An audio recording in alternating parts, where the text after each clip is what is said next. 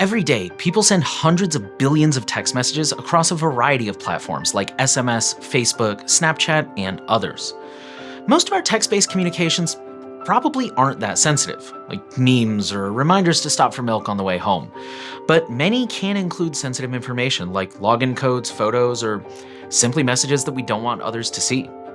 Even the less sensitive messages could, if revealed, be taken out of context or used by advertisers. More often than not, however, these messages are poorly secured, if at all, with almost nothing preventing your private chats from becoming public. Even many popular private messengers don't deliver on their promises. But everyone deserves to have private communication, and thankfully some of the best options are also some of the easiest to use. In this video, we'll explain why most current messaging options don't do enough to keep your conversations private, and which ones do. A shocking number of things that power the internet were created before the internet as we know it today even existed. For example, the first password dates to sometime in the mid-1960s, the first email was sent in 1971, and the first SMS message was sent in 1992. For context, in 1992, there were about 992,000 devices on the internet, and dial-up was the average speed. Today, there's around 22 billion devices, and internet speeds are literally over 1 million times faster. It goes without saying that the digital landscape has changed a lot since some of these technologies were invented.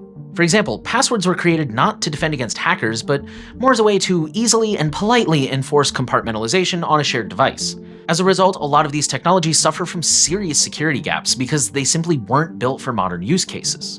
In the case of SMS specifically, messages are often at risk of having weak or no encryption if intercepted, being easily spoofed, and other security and privacy risks. While there have been significant improvements in more recent generations of cell technology, there are certain fundamental risks that simply can't be eliminated because of the existing infrastructure, like SS7 and diameter. Because of these factors, classic SMS and MMS should be considered more like instant postcards, offering virtually no protection for the privacy of your messages or attachments.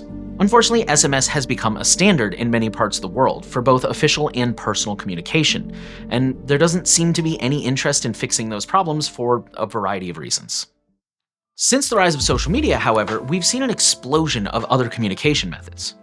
While SMS remains popular, it's not unusual to see people who mainly communicate over platforms like Discord, Snapchat, Telegram, WhatsApp, and more.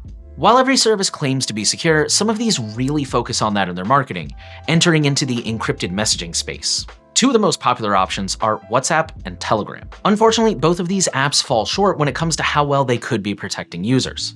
Telegram is definitely the worst offender of these two.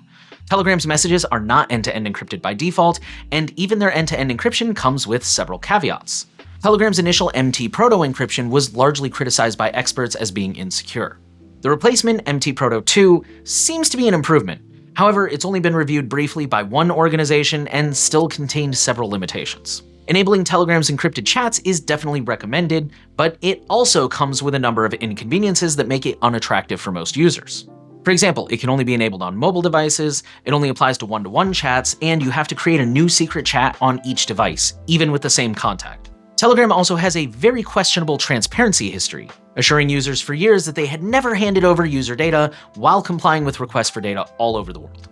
WhatsApp, for its flaws, is owned by Meta, the parent company of Facebook, and there are significant concerns about the amount of personal data and metadata collected, which Meta then uses to feed advertising on its other platforms. By default, WhatsApp collects location, contacts, phone number, unique device identifiers, and your interactions within the app, which could include things like who you talk to, when, how often you send messages, and other data. This type of data is concerning because it can easily undermine the value of encrypted messengers. We kill people based on metadata. With enough metadata, the content of the message isn't necessary to determine what's being said, and WhatsApp collects more than enough metadata to be revealing. It's also worth noting that at the time of this recording, there's a lawsuit alleging that WhatsApp isn't actually end-to-end encrypted. Right now, the plaintiffs haven't presented any convincing evidence, and we're still waiting to see how this story turns out, so stay subscribed and we'll update you when we hear more. In a second, I'm going to talk about a few truly private messengers that really go above and beyond to protect user data. But first, I want to say that making these videos takes a lot of work, with the fact-checking, editing, and graphics, and we're only able to do this work thanks to our supporters. Privacy Guides is an independent 501c3 nonprofit, so we don't take any sponsors or use any affiliate links, and our websites are free of ads and trackers, and we depend on our supporters to keep it that way. You can become a supporter and get early access to our videos, priority during our weekly livestream Q&A, perks on our forum, and more by going to privacyguides.org and clicking the red heart icon in the corner to make a donation. Every penny helps and is appreciated. Now let's talk about truly encrypted messengers. Thankfully, there are some private messengers who do actually protect all of your data. Signal is currently the golden standard when it comes to private messaging. Signal is free to use and has strong end-to-end encryption by default for direct messages, group messages, voice and video calls, and even attachments. Signal additionally protects metadata, unlike WhatsApp. The only data Signal is able to turn over when requested is the date your account was created and when you last connected to the server. SimpleX is another messenger that's gaining traction. SimpleX attempts to completely do away with unique identifiers of any kind. No phone numbers, no usernames. Instead, users scan QR codes or click invite links to connect. All the data is stored on device and the network is decentralized. Briar is another really solid option, but it is Android only. Briar can route traffic through the Tor network or over Bluetooth to resist censorship, and it has solid end-to-end encryption by default, as well as other unique features like blogging, forums, and the ability to share the app with users who don't have it installed yet. Briar is designed for use in countries where you can't depend on reliable internet connection for one reason or another. Of these three options, Signal is the most widely used and user-friendly, but all three are great choices that will protect your privacy with different features that different people may find desirable. There have been some promising developments in recent years when it comes to improving the privacy of stock messaging by default. In the US, iMessage, which is end-to-end encrypted, is the third most popular messaging platform. And in 2023, Google announced that encrypted RCS, which is the modern protocol slowly replacing SMS, would become the default in their Messages app.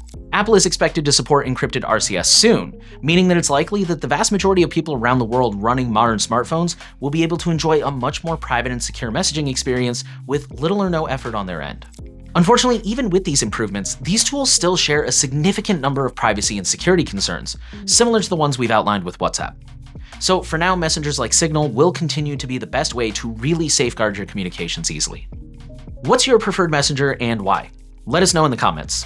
Remember to check privacyguides.org for the latest recommendations to protect your privacy and security. Thanks for watching.